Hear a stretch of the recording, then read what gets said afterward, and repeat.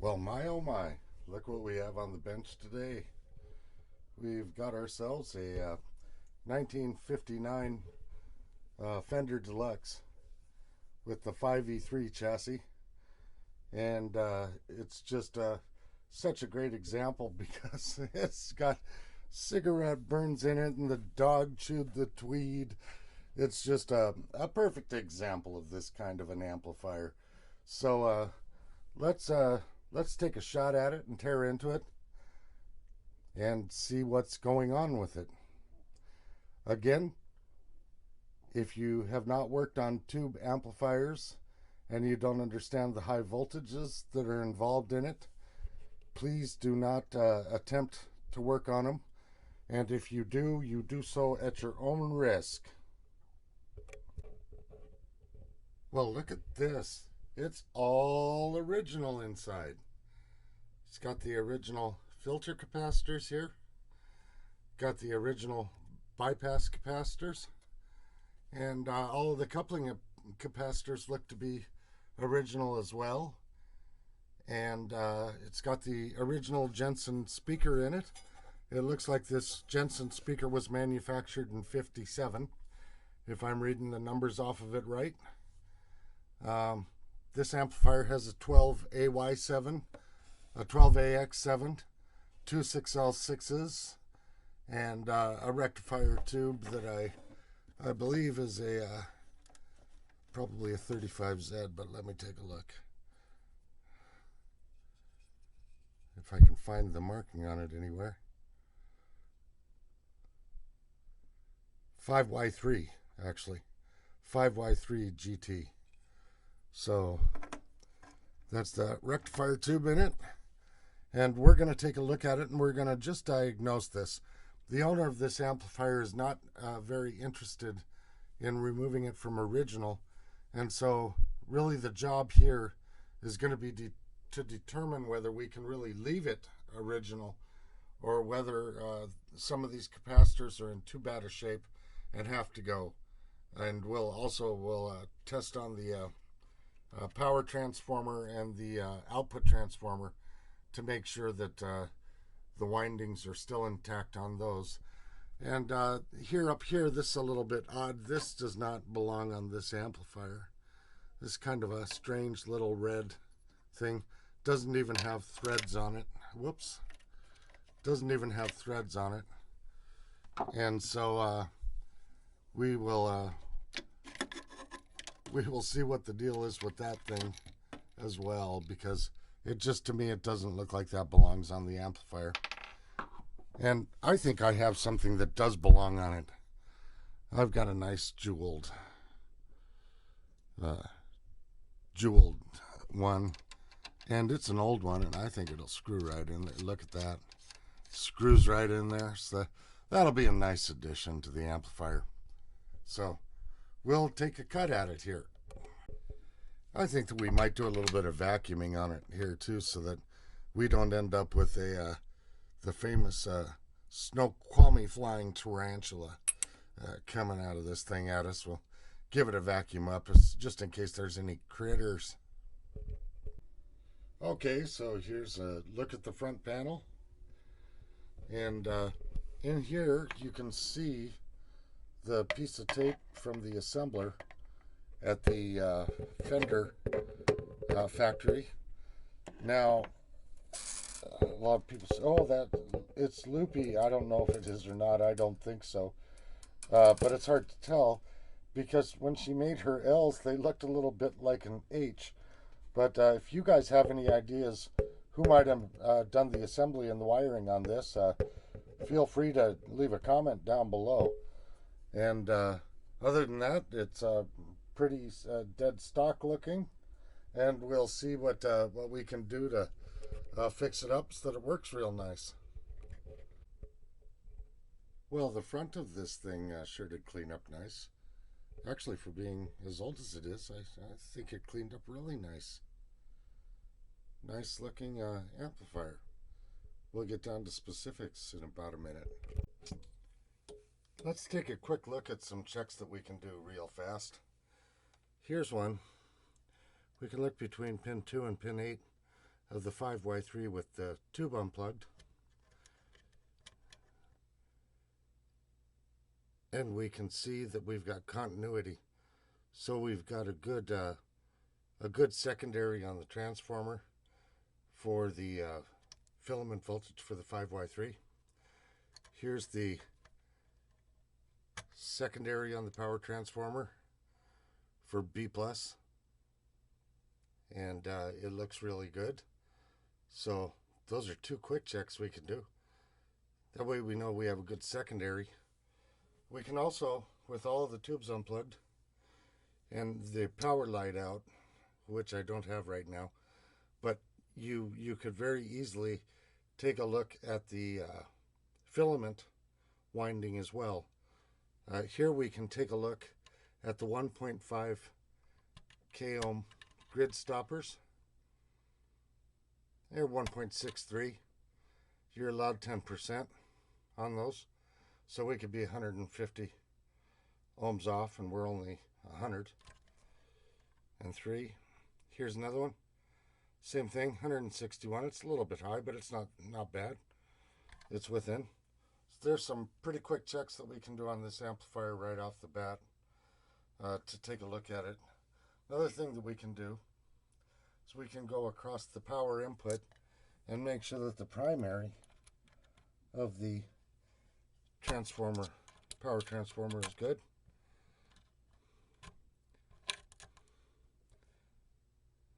It's giving us somewhere. Let me get my probes on it a little bit better. I'm having a hard time getting good probe. Yeah, 7 ohms. So that looks good too.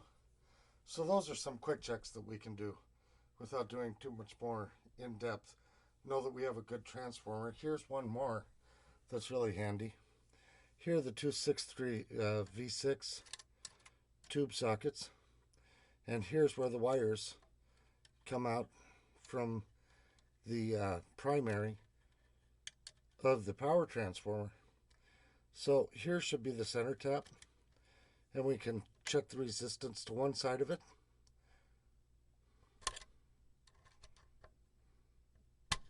Boy, I'm having a hard time getting probes on this stuff. There we go, 363 ohms. We can check the resistance to the other side of that, and 391. And then we can check between the two, the whole entire primary of the output transformer.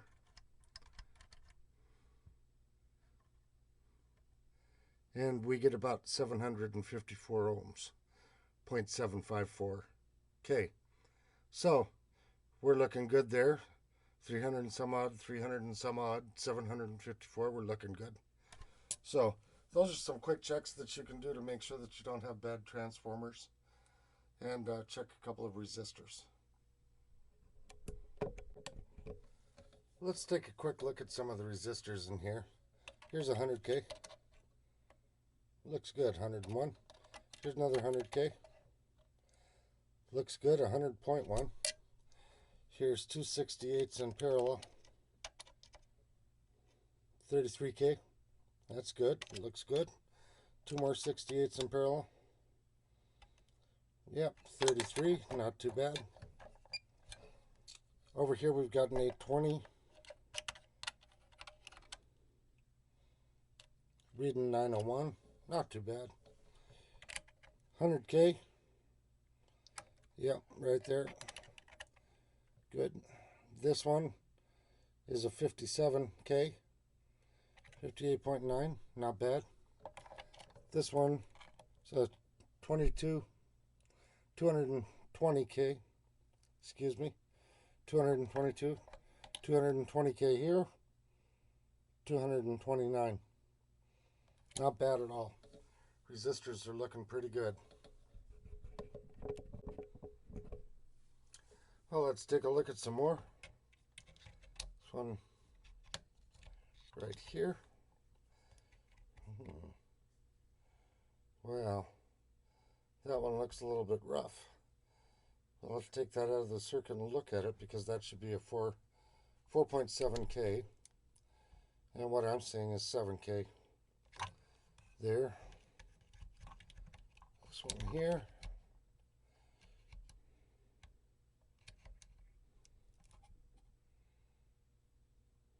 Gonna have to take that one out of the circuit and look at it too.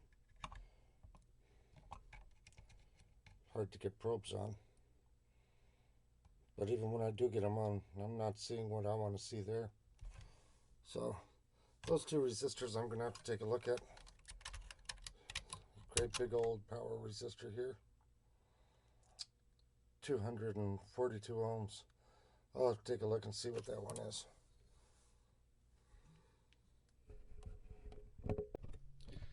Okay, here I'm going to show a little bit about how I discharge these capacitors. Here I've got negative lead hooked up to the ground, positive up to the positive on that capacitor, and I've got my my capacitor checker here set on discharge. And what I'm doing right now is I'm discharging that capacitor, and I'm going to go, this thing has a resistor on the inside of it. It's a pretty heavy duty resistor, and it discharges the capacitor through that resistor when it's on discharge. It doesn't even have to be turned on. It automatically puts that resistor across that capacitor and discharges it. Here I'm going to go down to the next one. It's hard to get in here because of these. There we go. So put it across that one for a while. Let it set there for a minute. Should be good enough. Then we go down to the last one here. Put it on the last one. And there we go. All of these are grounded to the same bus on the bottom. And now we should have discharged all of them. So next thing we'll do is check, make sure that there's no voltage on them. Okay, here we go. There's 0.015 volts on that one. No problem there. This is the next one. There's 0.016 volts on it. No problem there. Here's the last one. There's 0.017 volts on it. So they've those big filter capacitors here have been discharged. Now what I'm going to do is I'm going to unsolder them. Then we're going to do some testing on those capacitors.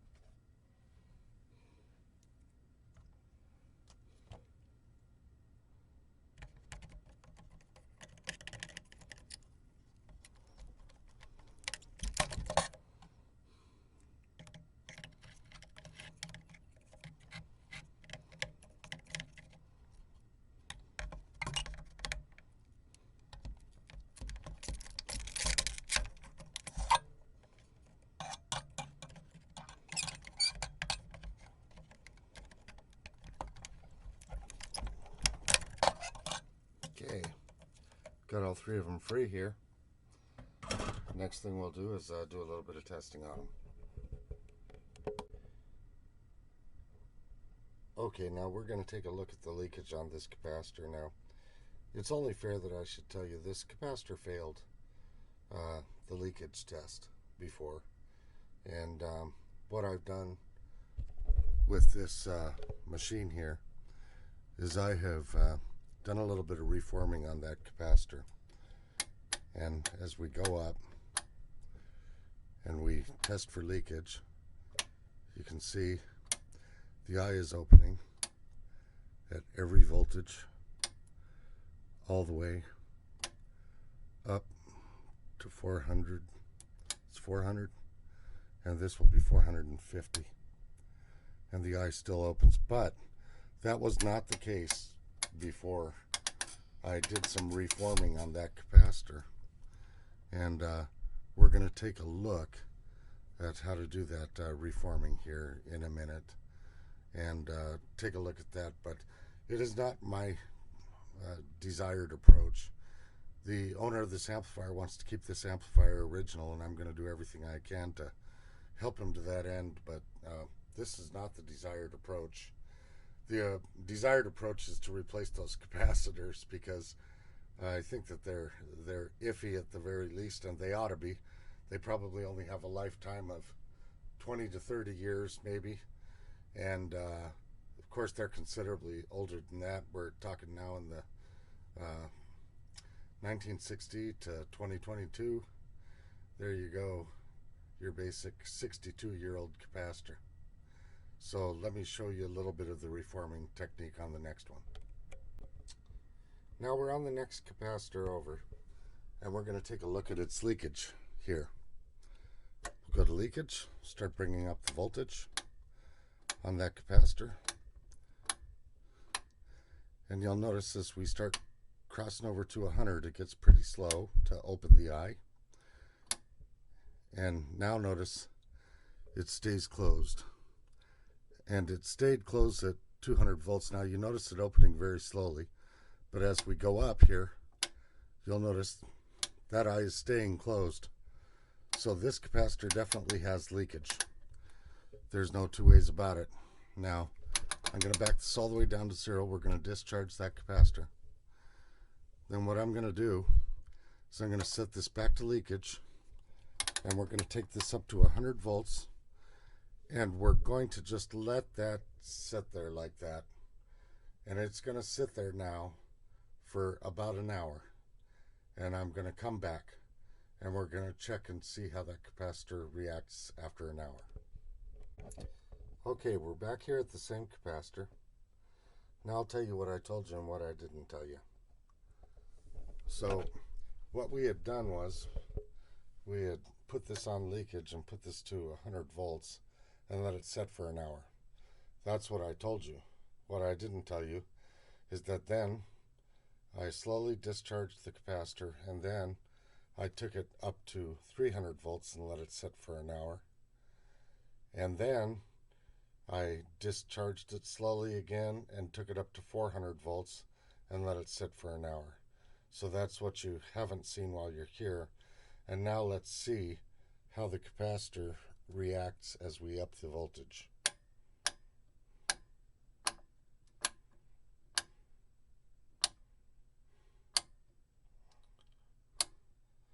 So we're crossing 200, 250, 350, 400, 450 volts, which is what the capacitor is rated for.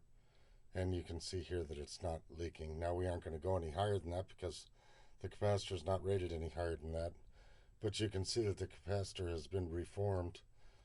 Again, this is something that I've done because this person wants to keep this amplifier all original, and I really typically I just suggest replacing these filter capacitors, but we've reformed 2 of them now, and we're going to go do the 3rd as well. Okay, let's take a look at this last one after reforming. Here, we'll take a look.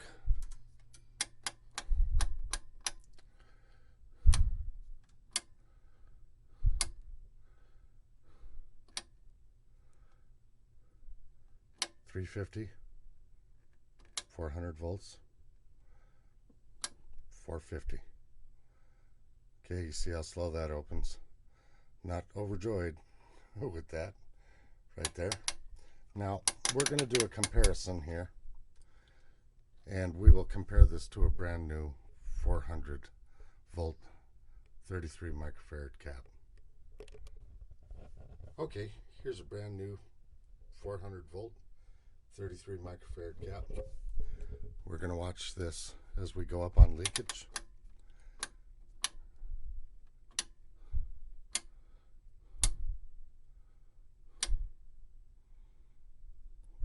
at 350. There's 400. See how fast that eye opens? And that's what you want. So just thought I'd give you a comparison. Discharge. Just thought I'd give you a comparison of the two, the older cap and the newer cap, and just so that you get an idea that reforming just doesn't quite do the job. So we'll take a look at this in a bit. Okay, we'll take a look at this 4.7K resistor here.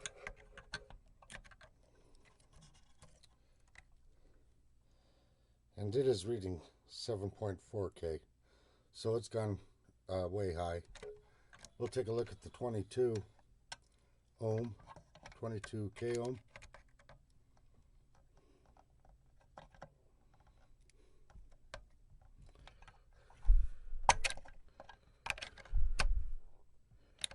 If I can get leads on it. Oh gosh darn it. Let's try this one more time.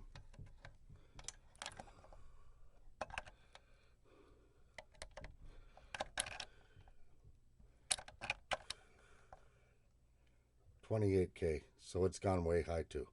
Those both need to be replaced. Okay, well let's take a look at a couple of these Astron capacitors here. Take a look and see how they're doing.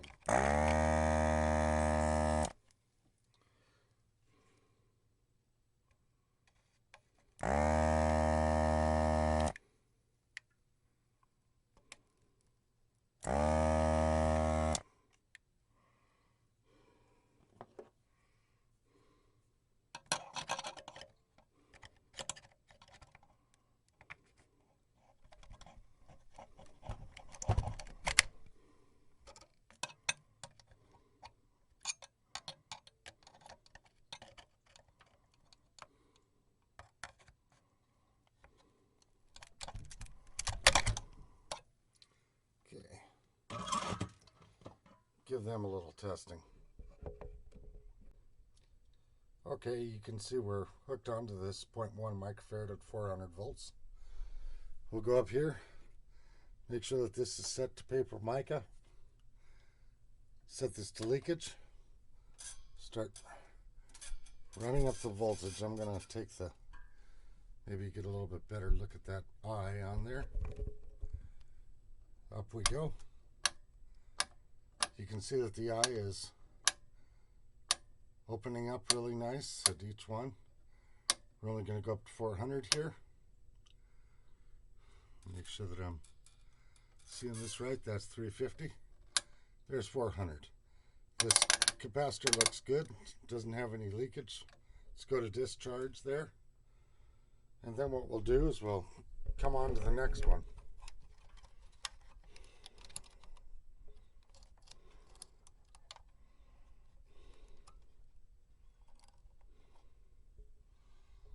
There we go. Got the leads on it. Go back over to leakage. Let's take a look. Eye keeps on opening. We don't have any leakage. Getting all the way up there. It's 350. There's 400 volts. So, this capacitor is looking good. So I'm going to make an assumption that the rest of those are looking good as well. And there's the capacitance checker hooked up to that 0.1. And take a look at that, it's 0.10. Let's go down a scale. And we get 0.108. So that's holding up good, 0.1 microfarad capacitor. So those Astron capacitors, they're looking pretty good. Don't see any reason to change them out. So after all of the reforming, this capacitor on the end, it's still got an issue. And let's take a look at what that issue is here. We're going to take a look and we're going to start bringing up the voltage on this thing. See that the eye's opening. It's opening at 200, 250, 300, 350, 400. Boy, you'd think we're looking all good here. Then we go up to 450, and it looks like that eye's opening. But watch what happens when I back down to 400. Did you see that eye jump? Let's take one more look. Here's 450. When I back down to 400, that eye jumps. And what that's telling you is that there's leakage at 450. It's not a terrible amount of leakage, but it's enough leakage. When you go back to 400, that eye opens up further. So that's just one of those things where when you look at it, you think, hey, I'm okay at 450, but that capacitor's leaking right there, and the proof is when I back down to 400, that eye pops open more. So the reforming job did not work on that capacitor. Okay, so these capacitors could not be reformed. They're just too far gone. And really, I don't think that reforming power supply capacitors is particularly a good idea. So what we did instead was kind of an art project. These capacitors have been, the paper's been cut off of them, and the ends have been cut off, and then F&Ts were put in, and this thing was basically kind of an art project, but what I did was stuff the capacitors, and so you stuff them and make them look like the originals, and then they'll go back in. Okay, so these power supply capacitors, the filters have been replaced with stuffed capacitors. They're F&Ts in here. And then this 4.7K resistor has been replaced with an Allen Bradley. The 22K right here has been replaced. The only difference is it's a 5% instead of a 10. So got the power supply area worked out. What we're going to move on to next is these electrolytics right here, and we're going to pull them and we're going to stuff them as well. Okay, so reforming these capacitors just wasn't going to work. So what I did instead was I disassembled each of these and I stuffed them, which is kind of a arduous, difficult process because you want them to look original. To make them look original, you have to hacksaw off 1/8 of an inch from each of the capacitors on each side so that you can get that piece of tin that goes on the outside. I don't know how well you can see them down in there, but it's on both sides. And you should wear a respirator while you're hacksawing those off. But these capacitors have all been stuffed. This one, this one, this one, this one, this one, and this one. They've all been stuffed. These have been stuffed with F&Ts. These have been stuffed with Sprague capacitors, electrolytics. So kept the original look in there, and that's a nice thing. Then of course there's been a new power cord put on here, and it's grounded. Got the neutral here, have the hot coming in over to the switch and down to the power transformer. There have also been 2 Allen Bradley resistors that were out of tolerance, this one and this one, a 4.7K and a 22K here, and they've both been replaced with Allen Bradley resistors that were in tolerance. And that pretty much so should do it, except for we've really got to clean these jacks on the inside of here and on the inside of here, both of the bottom ones as well. Then we'll clean the jacks here as well and clean the potentiometers. So that's what's next. So we'll give each of these potentiometers a little squirt in the back with some deoxit. We'll work them each 100 times, then we'll come back and squirt them again and do it all over again. Okay, so here's a little trick. Paper doesn't get nearly enough of a applause for how good a job it does of cleaning these reed switch type of contacts. And paper isn't abrasive, believe it or not, and it's a nice fine abrasive. So I don't know if you can see the little black mark on the paper there from the dirt that came off of there, but that's how we're going to clean each of these reed switches. We'll get these little this paper inside of these reed switches, and you have to kind of move this out of the way to get it in. Then once you have it in there, you kind of work it back and forth like a piece of sandpaper, just like that, and that'll clean off those reed switches really nice. You can see the dirt that came off there, and it kind of polishes them at the same time. Now the paper fun just keeps on coming here. So we roll up kind of like basically a Post-it. Gonna stick it right there in that thing. Spray a little bit of deoxit on it. Can't hurt. Then, well, we got the deoxit in there. Work that in and out and work it around. That paper's gonna kind of expand into that hole. That deoxit is gonna do its thing in there. And we're going to go in and we're going to do all four of these that way. And just so that you can see what kind of junk comes out on that and how clean it gets, there you have it right there. So there you have a look at how well that paper works. We're looking at 0.1 ohms there for that reed switch, and that's good by me. This last part here, that goes on the tip.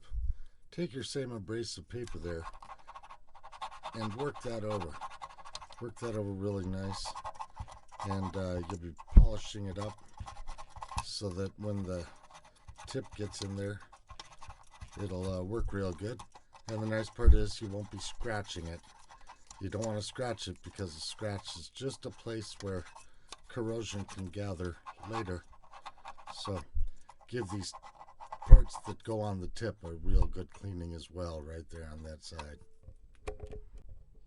Okay, we're going to give these tubes a check. Here's a 12AY7 in there. And what we'll do is we'll take and we'll move the ones that are prescribed. We'll do a short test first. See, it says short up here. We'll take this number, the top one, A, move it through its travel, and watch for this light up here and make sure that the light doesn't go off, and it doesn't. We'll do the same with B, then we'll do the same with C. And no lights going off, so we're good. We're going to check for leakage, do the same thing. A through its travel, B through its travel, and C through its travel.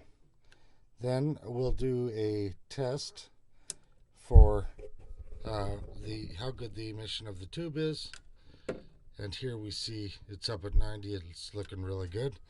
We'll test the second part of this. For the second part, we have to rearrange our knobs here. On the top we have F and G. On the bottom we have D and E and H. And when we check for shorts, we're going to move F and, that one, F, G, and H through its travel. Okay, so we've got a 12AY7 here. The first thing that we're going to do is we're going to check this thing for shorts. You see over here the button is set up to short. Then what we do with this particular tester is we run all of the levers that are on the top and the bottom that are in the light font. So we run A through, and we watch for this little short bulb over here, make sure it doesn't go off. We run B through, and we run C through. That looks good. We take it down to leakage. We do the exact same thing. Run A through, run B through, then we'll run C through. So that does the job on the first half of the 12AY7. On the second half of the 12AY7, We're going to put all of our knobs back here again. And then we're going to put up F, put up G, going to put D down, E down, and H down. Then we're going to put this up in the short position. We're going to run F through its, we're going to run G all the way through its positions. We don't see any lights, that's good. Then we're going to run H through all of its positions. Again, no lights. Going to check for leakage, do the exact same thing. We'll run F through all of its positions, G through all of its positions, and then H through all of its positions. Then the next thing we're going to do is we're going to take this thing and give it a strength test. And you can see as new old stock tubes go, this one's in very good shape, up at about 91. And by the way, it tested that way on the other one in there too. So that's the 12AY7. Now we're going to test the 6V6 here. We're going to test each of the 6V6s. Here we have to move C, D, and E, and H through all of their positions. Here's C, no shorts there.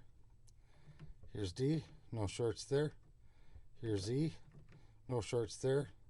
Here's H, no shorts there. Leakage, C, D, E, and then H. And that's all looking pretty good. Now what we'll do is give it a strength test. And it's looking pretty good. It's looking about 81. And now what we'll do is we'll take the other 6V6 and we'll put it in there and give it a test as well. Want to make sure that I'm getting a 6V6 here. That's a 5Y3. We don't need that. There's a 6V6. So here we go again. We're going to move C, D, and D, and then we're going to move H. We just checked for leakage because that's where this is. Now we'll go up and test for shorts. C, D, E, and we're looking for this light to come on, and it did not. That's good news. And H. So there we go. We've got another good 6V6. Let's take a look. Yeah, about 83. That's looking good. Should match up to the other one, and they're all American tubes. So that's good news. Okay, and here's the 5Y3. For the 5Y3, to see if it's shorted, we move F through its paces. Leakage, move F again. No shorting the light here. Tube has filaments. We do a strength test. It's right off the scale. That's good news. So we've got a good rectifier there too. Here's the 12AX7. We move A and B through their travel and C. And we never saw the short light go off over here, so that's good. Check for leakage. Move A, B, and C. So this is looks to be a good tube. Let's give it a power test. There we go. It's at about 80. That's one half of it. Let's go take a look at the other half. We will put F on top, G on top, D on the bottom, E on the bottom, and H on the bottom. Then, to do our short testing, we will move F throughout its travel, G throughout its travel, and H throughout its travel. No lights, look for leakage. Again, F throughout its travel, G throughout its travel, and H throughout its travel. No lights over here, so we're looking good. Let's take a look at the power here. How strong it is. That's good too, 81%. So that'll be a good tube to put in there too, all American. So guys, here's the signature inside of this amplifier. to me it doesn't look like it says loopy. I'm not certain whose signature that is, but if you guys think that you know who the assembler may have been, when you're looking at that signature, the person had to sign it right over the edge of the amplifier, so it's not a very clear signature. But if you think you know who that was, it almost looks like an H in there. HILU, I'm not sure. I'm not sure whose signature that is. Hey, but if you guys know, put it down in the comments. Okay, so here we've got a really scratchy Jensen speaker. It's just kind of making noise when it goes up and down. So one of the things I do for this is I take a piece of 600 grit sandpaper and I start sanding off this magnet. Make sure that you keep the abrasive side towards the inside of the magnet. Move it up and down. You'll be able to feel where it's tight and where it's not. We're trying to remove some debris from this magnet. This has been in a very moist environment, and we're probably removing a bit of rust here. Have to take the dust cap off first, but this is a way that we can make this speaker function again. And there's another thing that we'll do with this afterwards. After I get done running the sandpaper on the inside of that magnet all the way around several times, I'll take this out to the air compressor and blow out the debris. Okay guys, so here's the goofy trick. You can see that piece of 35mm film that I've stuck down in between the magnet and the voice coil. And what I'm going to do is I'm going to leave that piece of 35mm film in there. I'm going to wipe this cone off so that there's no dust on it. Then I'm going to spritz this entire cone with rubbing alcohol. And after I spritz this cone with rubbing alcohol and I soak it, I'm going to let it dry out, and then I'm going to do it again. And the reason I'm going to do that is I'm going to let the paper recenter the voice coil over the magnet to try and get the scratch out of this thing. It's just not centered on the magnet. Okay, you can see here that cone is paper cone is just saturated with rubbing alcohol, and we're going to wait for it to dry with that 35mm film stuffed in right into that voice coil. And we're going to wait for that to dry. We can also see here that there's a couple of spots on this speaker that are going to probably have to be mended on this cone, but let's give this a shot. So here's the speaker put back together. There have been lots of very small tears in the cone, almost razor thin. You couldn't see them, but they've been repaired, and the cone has been centered as good as possible.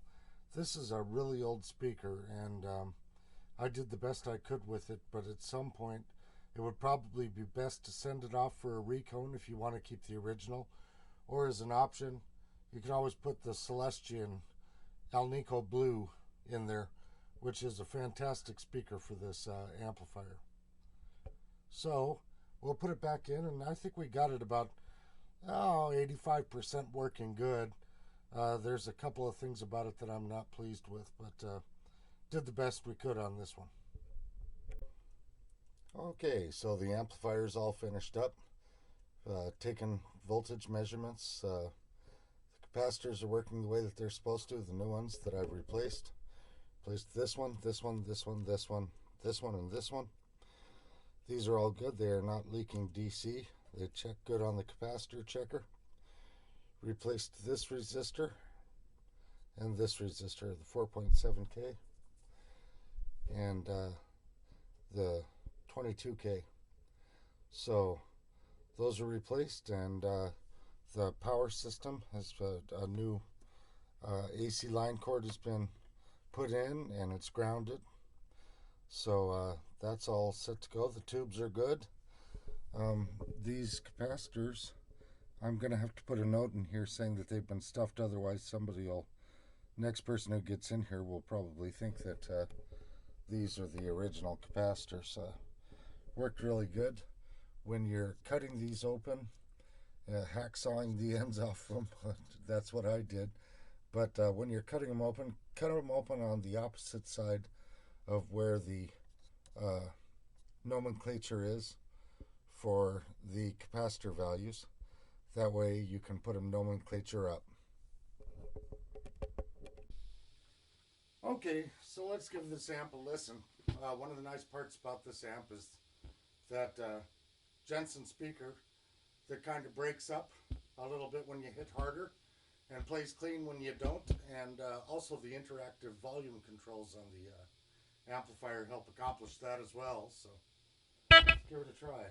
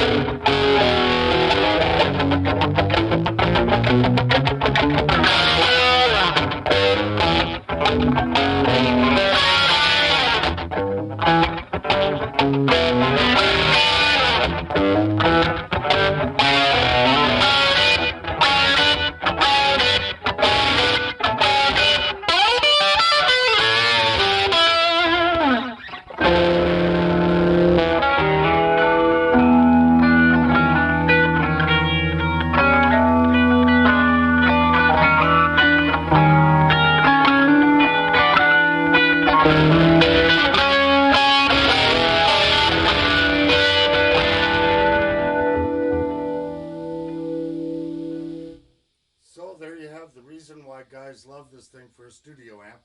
You can imagine that you put a tiny bit of EQ on that, and boy, that's quite an amplifier. So a little bit of a lesson learned here. Here is a Sylvania 6v6 tube that tested fine in the tube tester while it was right side up. Unfortunately, when you put it in the amplifier upside down, a little bit of debris started causing leakage and caused a real low-grade hum in the amplifier. So we have replaced this tube with another American tube. It's a General Electric instead of a Sylvania, but that took care of the problem. But it's one of those things that you learn when you're playing on the amplifier after you've gotten finished with it. The best way to test a tube is in the circuit, not necessarily on the tube tester. So that's going to be the end of the rebuild of this Fender Deluxe. Believe it's a 59 or a 57 Tweed, one of the two. If I looked up the numbers real close, I'd tell you which. But it's the 5E3 circuit, and a little bit of dog chewing on the side, some cigarette burns on the top. Just make this thing that much more wonderful as far as I'm concerned. So, there you have it.